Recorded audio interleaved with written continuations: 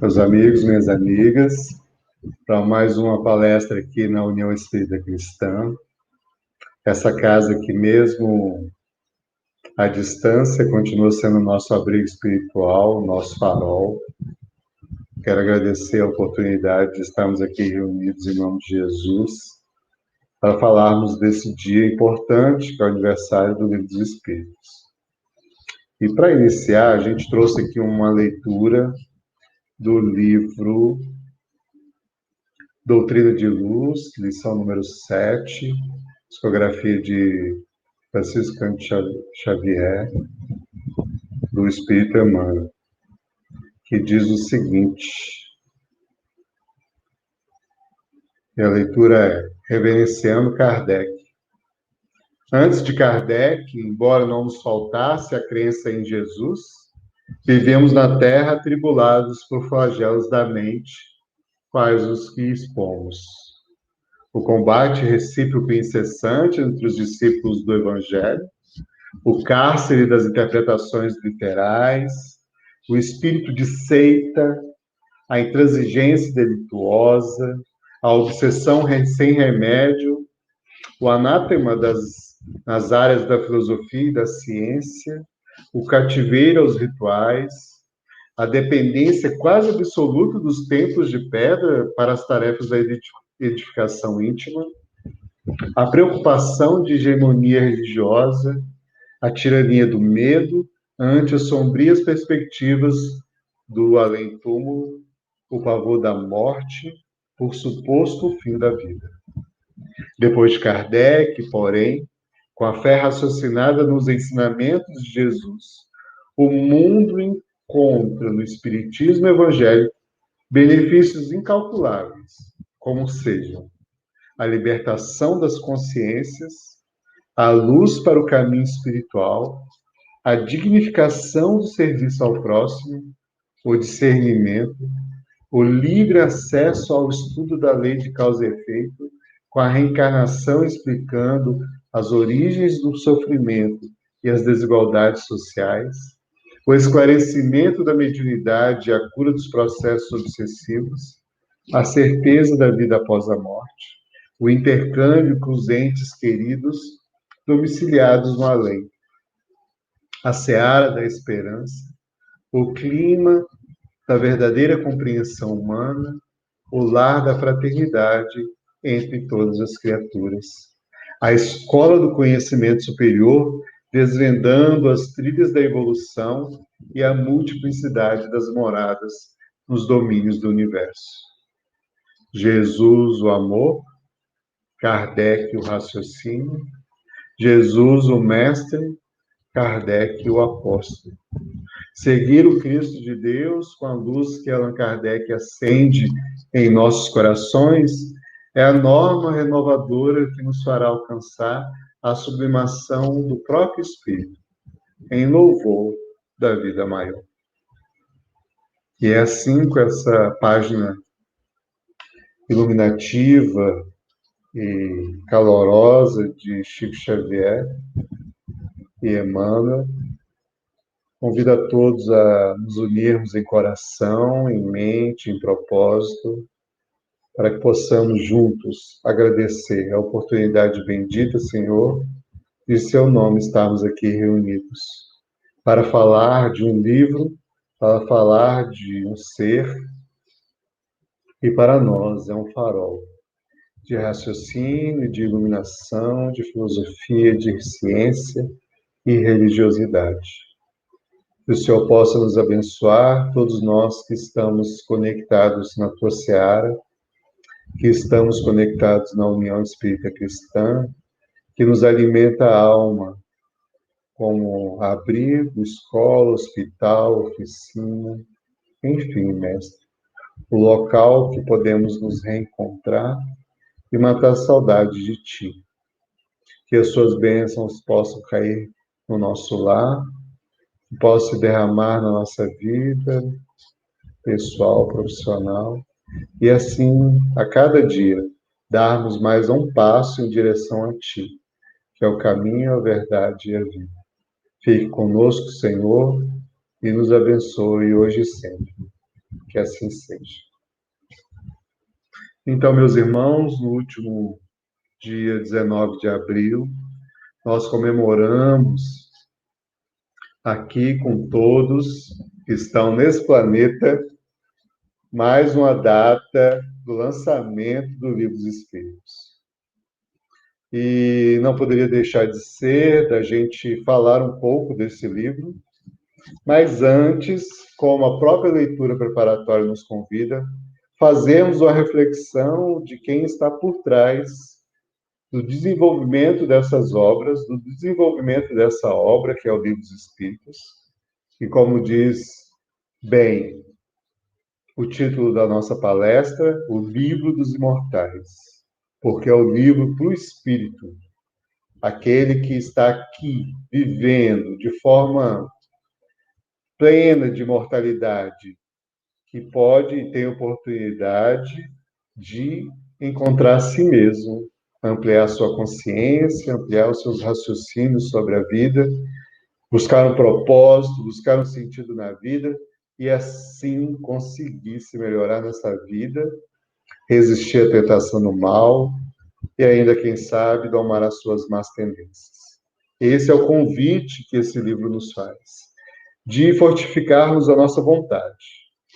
E para trazer a reflexão da noite de hoje, deste momento, né, pode ser dia, noite ou tarde, dependendo de quem está assistindo, então seja bem-vindo à União Espírita Cristã.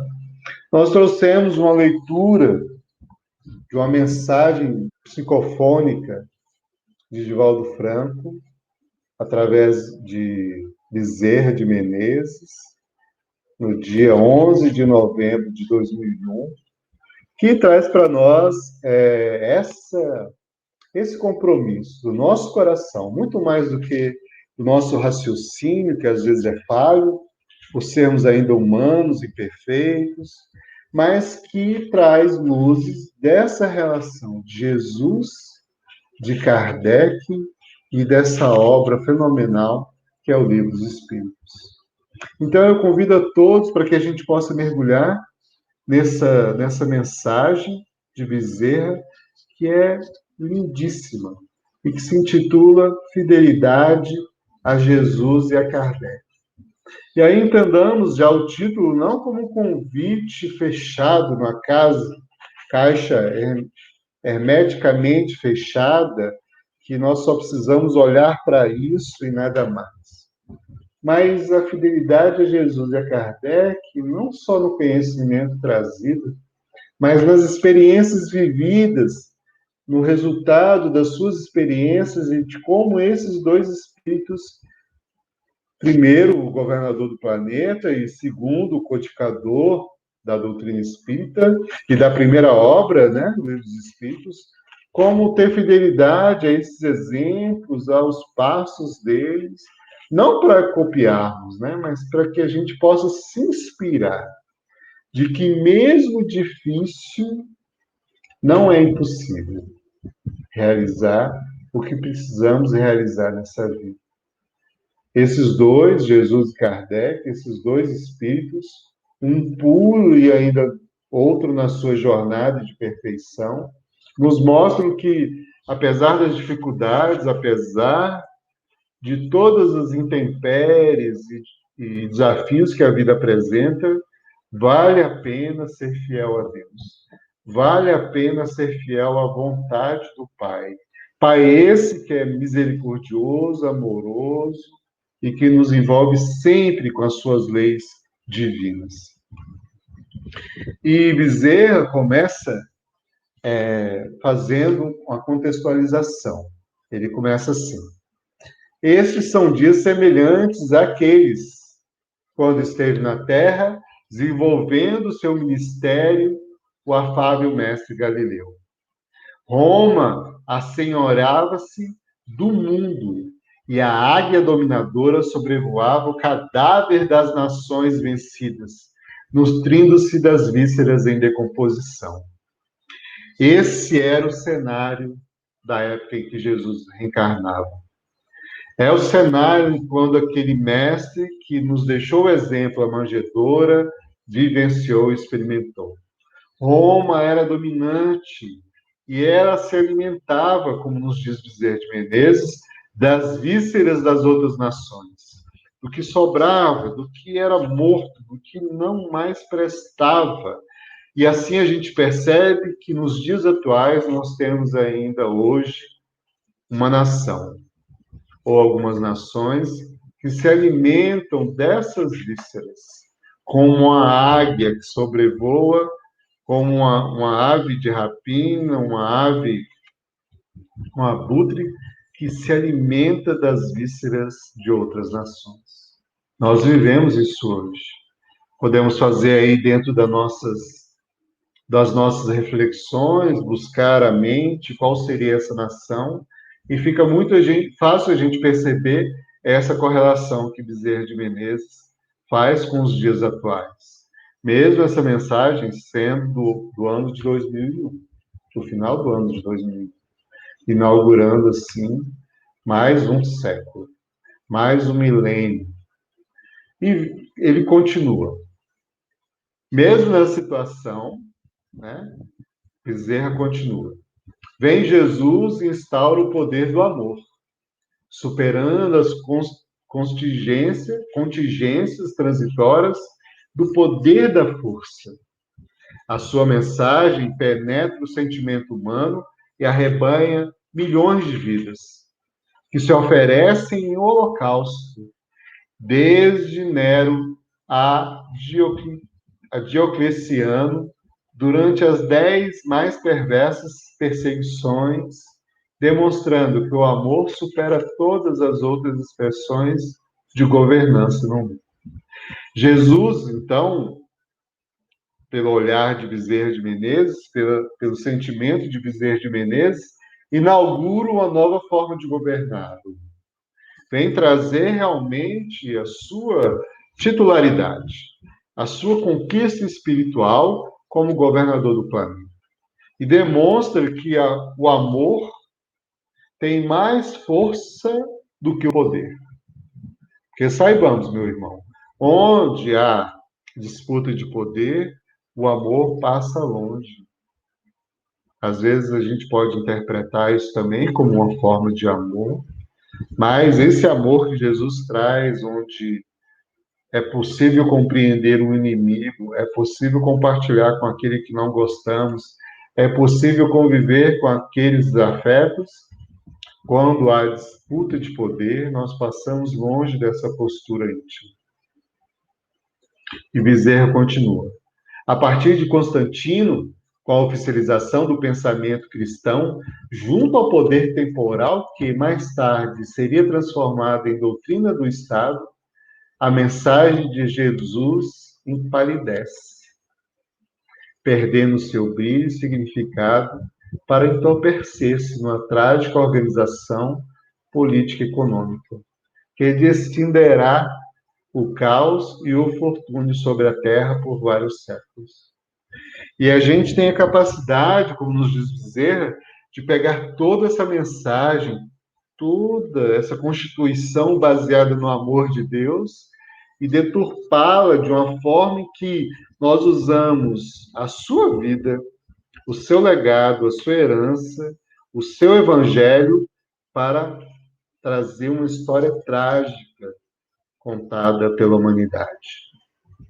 E Bezerra continua narrando essa história. A partir do concílio de Clermont, em 1095, o Papa Urbano II, intoxicado pela volúpia do poder, pretende a governança do Oriente e proclama a cruzada popular, logo depois esmagado em um rio de sangue. Então, pela desculpa de levar Jesus para aqueles que eram pagãos, nós fomos capazes de matar, saquear, independente do gênero, independente da idade, seres humanos. Né? E Bezerra continua. De imediato, tocados no seu orgulho e empicaçados pelo ódio, os turcos conquistam Jerusalém em 1096, provocando na Europa a reação que se alargará por 177 anos, através das 8 cruzadas, disseminarão o ódio, o horror, deixando sequelas que chegaram aos nossos dias. Até hoje nós vivemos, abrindo parênteses na mensagem de Bezerra, até hoje nós vivemos as ondas dessas cruzadas. E ele continua. Em vitórias e prejuízos para a defesa da sepultura vazia de Jesus. Deverão essas cruzadas encerrar-se com a conquista de Antioquia, em 1270, provocando a reação da Europa, que manda sua última expedição sob o comando de São Luís, rei da França, que logo depois desencarna no campo de batalha, fazendo com que os exércitos franceses retornem esgotados, abrindo espaço para que o príncipe Eduardo da Inglaterra, em 1272, firme o término da intolerância de ambos os lados, estabelecendo um armistício. Depois de muitos anos de guerra, de batalha, nós encontramos Eduardo fazendo esse armistício e calando, né? Essa tragédia, como nos diz Bezerra, na história da humanidade. E Bezerra continua, porque ainda não paramos na história. A noite medieval abre novos frontes de lutas cruéis e injustificáveis em nome do pastor da docilidade, da energia e do amor. Através dos seus tribunais que matam mais do que as guerras anteriores travadas entre persas e gregos, até que veio o momento da abnegação com Jan Hus, Jerônimo de Praga, Martinho Lutero, e uma nova era se instaura na Terra, em tentativas continuadas de trazer Jesus definitivamente ao coração. E o protestantismo, logo depois, experimenta lutas intestinas a partir de João Calvino, desintegrando-se e deixando a criatura humana sem segurança para arrumar ao reino dos céus. Percebemos aqui nessa parte da mensagem de Bezerra que Jesus continua mesmo com as nossas derrocadas, com as nossas tragédias e os nossos fracassos como humanidade, e está tudo bem, nós estamos em processo de aprendizado.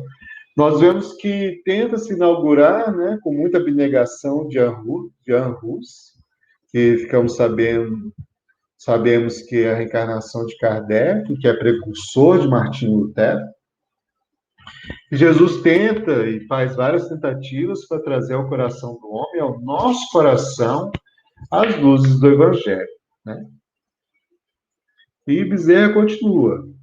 A ciência empírica em si ensaia os seus passos. As leis da natureza começam a ser penetradas. E logo depois, o pensamento filosófico irrompe triunfante, deixando-se perturbar pela sede de sangue dos abomináveis dias do terror da França.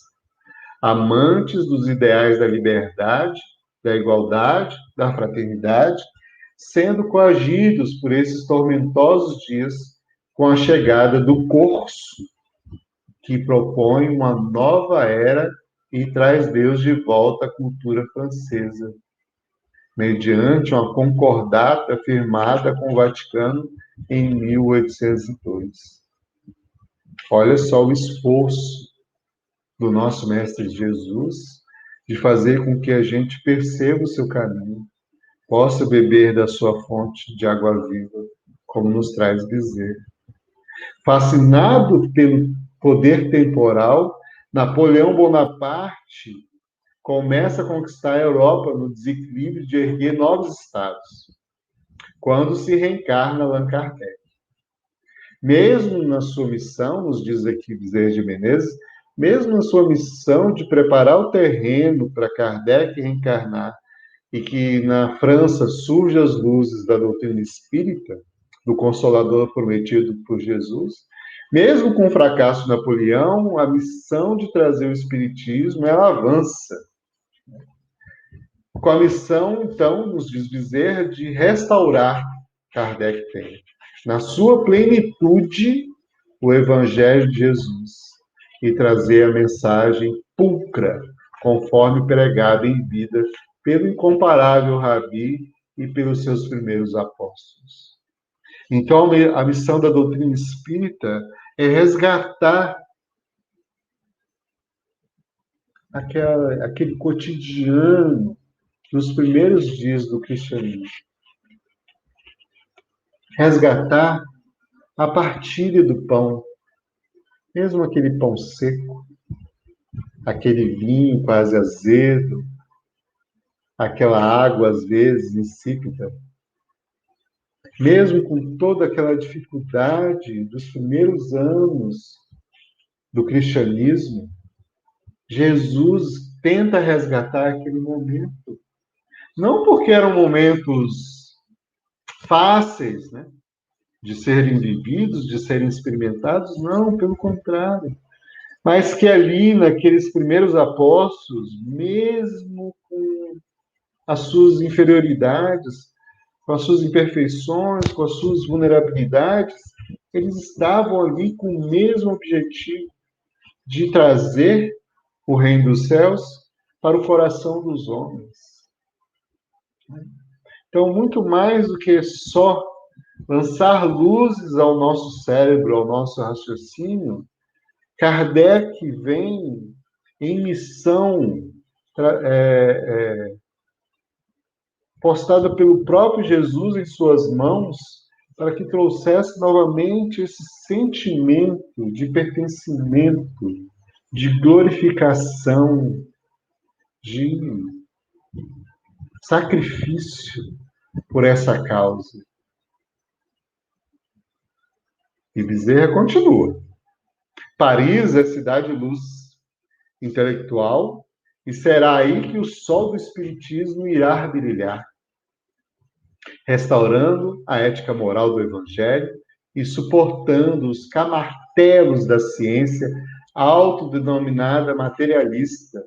Olha que luta, meus irmãos.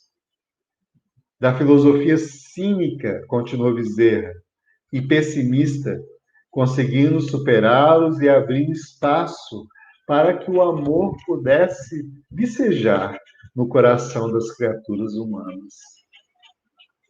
O século XX, porém, pertencerá à ciência e à tecnologia. Nele, neste século, o Espiritismo poderá oferecer os instrumentos hábeis para confirmar a sobrevivência do espírito, a disjunção molecular da carne, para oferecer uma filosofia otimista, capaz de tornar feliz a criatura humana, centrada na lei de causa e efeito, como nos trouxe a leitura preparatória. E continua a dizer, e ao mesmo tempo, com toda essa pujança racional, intelectual, científica, filosófica, ao mesmo tempo que irrompe isso tudo que a doutrina traz, Bezerra continua. Abriu o Evangelho para cantar a sinfonia incomum das bem-aventuranças, ensejando aos excluídos a luz mirífica do amor e a oportunidade da dignificação. Olha que missão sublime. Além de trazer toda essa ciência, essa filosofia, a doutrina espírita tem como missão cantar uma sinfonia. Vocês já pararam para pensar nisso? O que é cantar uma sinfonia? E ainda Bezerra coloca algumas qualidades, alguns objetivos para essa sinfonia. Né? Primeiro objetivo que é uma sinfonia em comum, que nós não estamos acostumados a cantar. Então, muitas vezes a gente acha piegas, né? Fala do Evangelho, cantar sobre isso.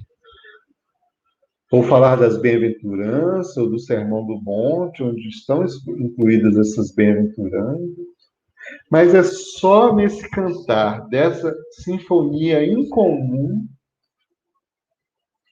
e em grupo, num coletivo, é que vamos dar oportunidade para aqueles que são os excluídos do mundo de se iluminarem com o amor e de se dignificarem. Voltemos lá no Evangelho. Se não foi isso que Jesus fez o tempo todo, dando oportunidade para cada um de nós de cantar com ele essa sinfonia, mesmo às vezes nós, como instrumentos imperfeitos, de forma desafinada. Cantar esse amor, sentir esse amor de forma incomum. E assim ter a oportunidade de seguir o caminho do Mestre e se dignificar. Não foi isso que ele fez com o mendigo? Não foi isso que ele fez com o cego de nascença? Não foi isso que ele fez com todos os apóstolos? Não foi isso que ele fez com a mulher samaritana?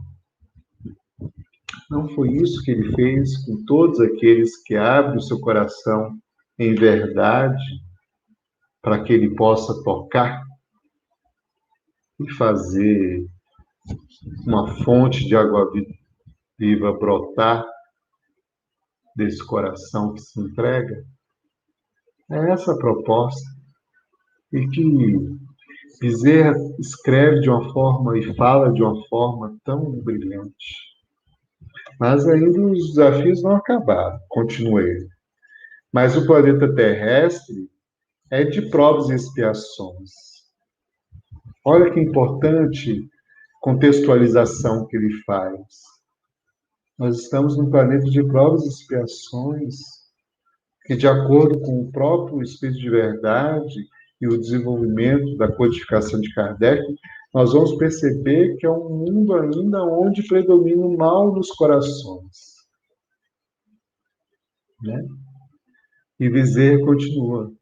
Porque aqueles que à sua volta se encontram, ou que nele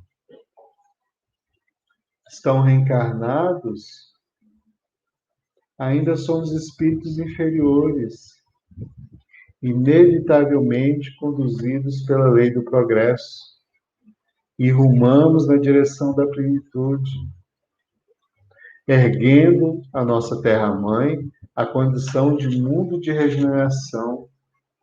Esse é o nosso destino. Não iremos fugir dessa lei, de ir para o próximo estágio, que é o do mundo de regeneração.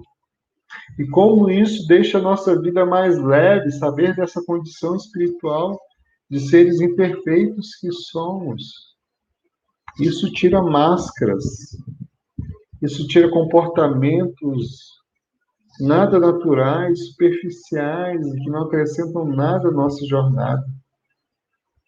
Mas Bezerra continua. E quando as expectativas se apresentam próprias para que se opere a grande transformação, ocorre a chegada de um novo caos. O que não nos constitui surpresa, fazendo desmoronar alguns pilares do materialismo e mostrando a fragilidade das construções temporais sem o selo da divindade. É o tempo que vivemos, né? E ele continua. A grande crise que se abate sobre a Terra de hoje é a mesma crise que dominava a mentalidade daqueles dias quando Jesus cantou a Boa Nova. Não tem diferença. Qual é a diferença da epidemia que a gente vive hoje, de um vírus em que nós colocamos o nome de corona, de Covid, de epidemia, de pandemia? Né? Qual é a diferença dessa doença para a lepra? Qual? Essa é uma pergunta que pode ser respondida outro dia. Mas qual a diferença dos desafios em que o mundo estava mergulhado, os desafios morais que o mundo estava mergulhado na época que Jesus encarnou, e os desafios morais que nós vivemos hoje? Para os dramas familiares, para as dificuldades individuais. E ele continua. Essa crise é crise de valores morais, que somente podem ser modificados quando o Evangelho aquecer os sentimentos e orientar o pensamento das criaturas. Não tem outro caminho, não tem fórmula mágica, não tem, não tem remédio em laboratório nenhum que vá trazer isso para as criaturas humanas. E ele continua. Graças ao Espiritismo, que é o retorno de Jesus, desenha-se uma era nova que se levantará dos escombros dessa geração cúpida e ambiciosa para fazer reinar na Terra a fraternidade, a verdadeira fraternidade. Nestes dias, discutistes em torno dos mecanismos que podem ser aplicados em favor da coletividade sofrida. Elaboraste projetos de programas de ação que possam sensibilizar as autoridades que governam o nosso país. Estivestes preocupados com a marcha do movimento espírita nas terras do Cruzeiro do Sul. Delineastes técnicas e atividades para a ação correta em favor dos dias por vindouros. Essa é a preocupação do movimento espírita organizado. Né? Essa é a nossa preocupação da Federativa, da FEB.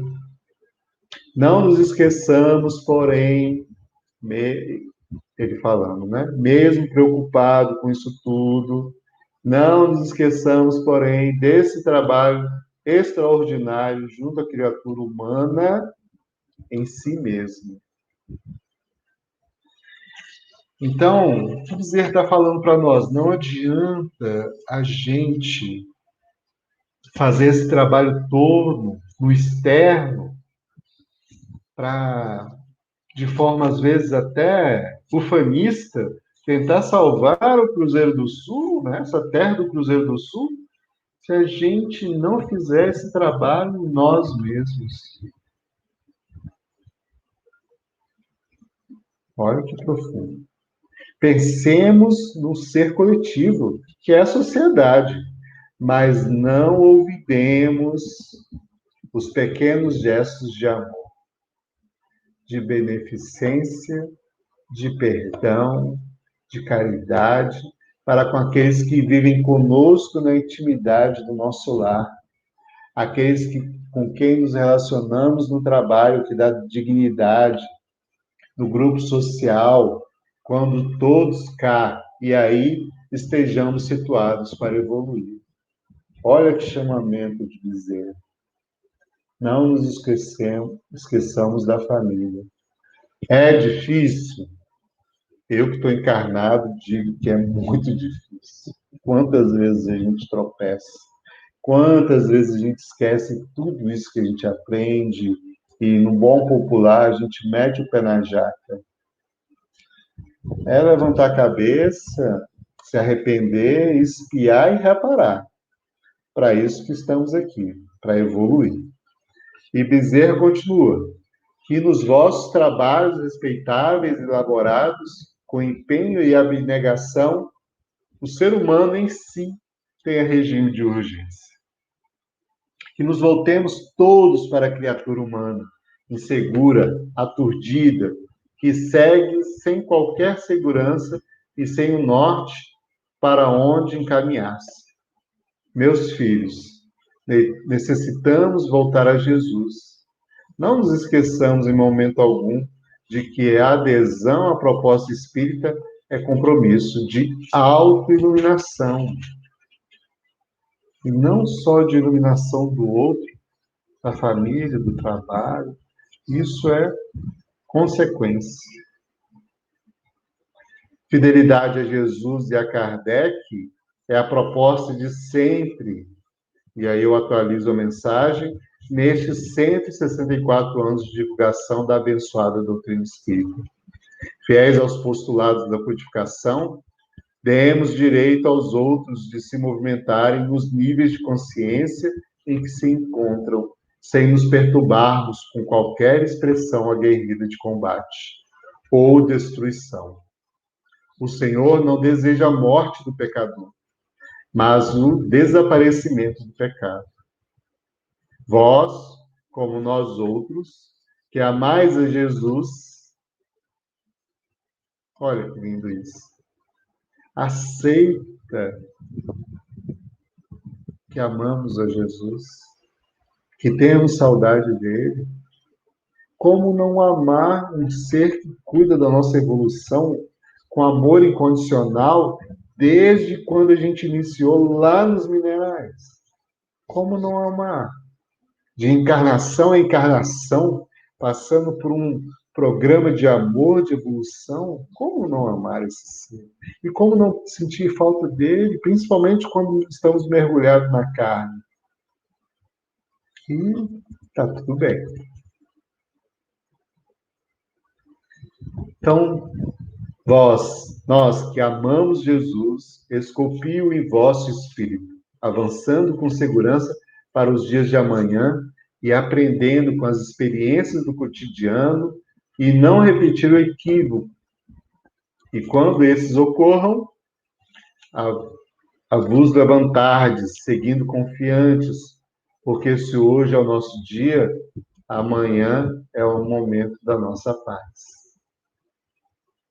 Grande crise moral se apresenta com as terríveis consequências da hecatombe momentânea e de outras que, por certo, virão. Sede vós aqueles que permanecereis em paz, amando a todos ajudando e tornando-nos hoje melhor que ontem, amanhã melhor do que hoje. Em luta contínua contra as más inclinações. Os companheiros espíritas que mourejam nesta casa, no caso a FEB, que foi dada essa mensagem, e outros que vos acompanharam de vossas cidades, aqui estão conosco, repetindo como nos dias gloriosos do martirológico. Ave Cristo, aqueles que aqui desejamos servir-te, oferecemos as nossas vidas e o nosso amor.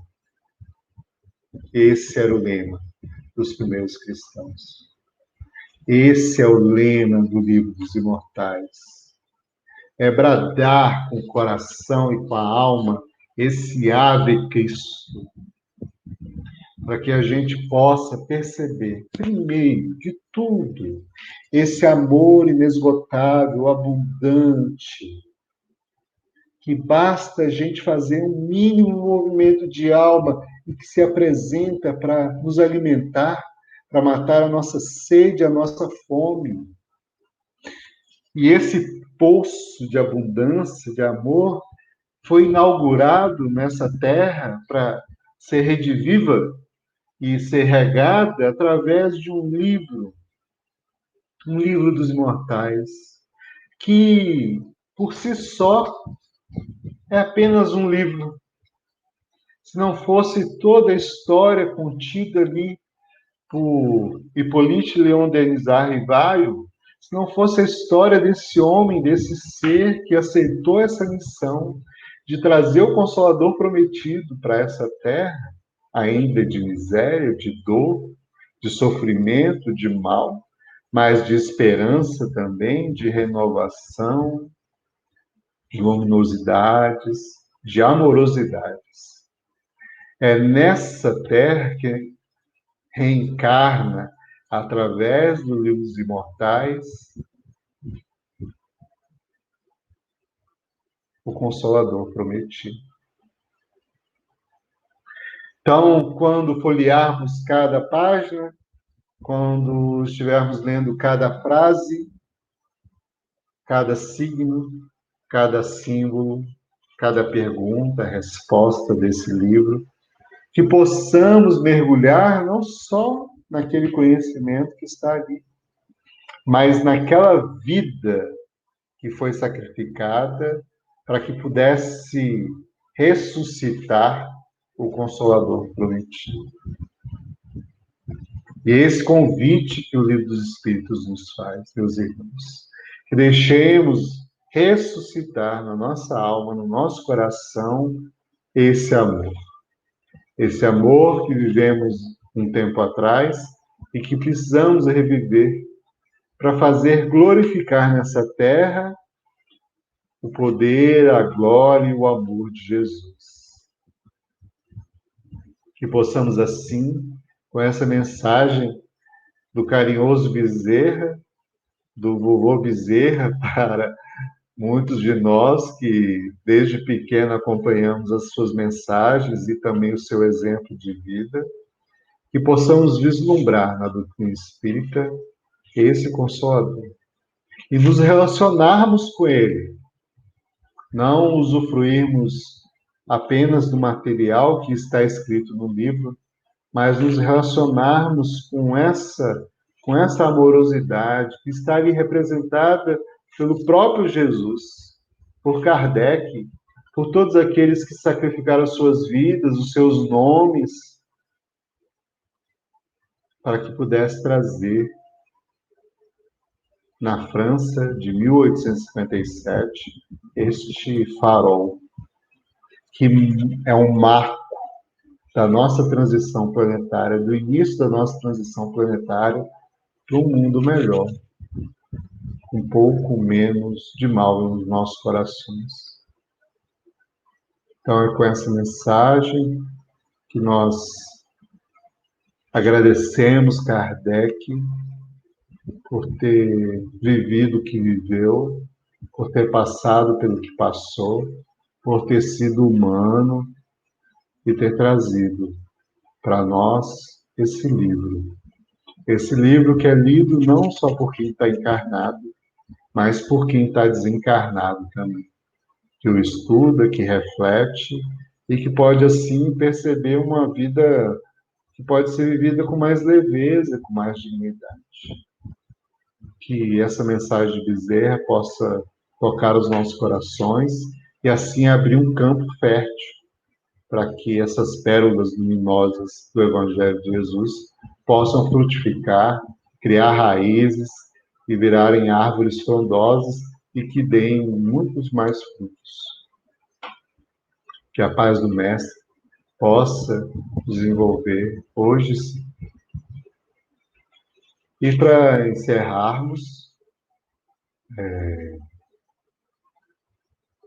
como estamos aqui conduzindo todo o processo, eu rogo a todos que a gente continue ainda percebendo a envolvência de Jesus, dos amigos da espiritualidade, que mesmo com o nosso distanciamento de olhar, de propósito, de sentimento, eles estão ao nosso lado para nos guiar, para aproveitar todos os momentos de reflexão, de iluminação e de sentimentos nobres que podemos ter nessa terra. Então, que possamos unir os nossos corações e agradecer a esses dois seres, a Jesus, que é o nosso governador, o condutor da nossa evolução nesse planeta, e a Kardec por trazer esse livro incrível, memorável e tão significativo para a história da humanidade.